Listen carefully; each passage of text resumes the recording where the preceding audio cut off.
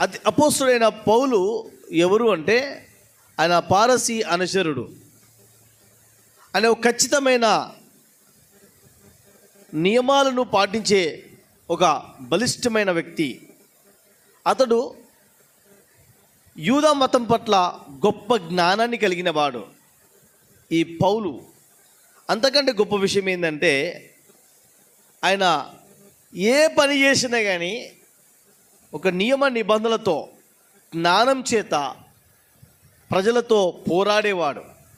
గమాలియేలు యొక్క పాదాల దగ్గర ఉండి నేర్చుకోగలిగిన సామర్థ్యం కలిగిన వాడు ఈ పౌలు. ఈ పౌలు యొక్క జీవితంలో పౌలు పాత పేరు ఏంటి అంటే సౌలు. ఈ సౌలు యొక్క జీవితాన్ని మనం చూసినట్లయితే భయంకరమైన హింసకుడు, భయంకరమైన పాపిష్టి పనులు చేసేవాడు.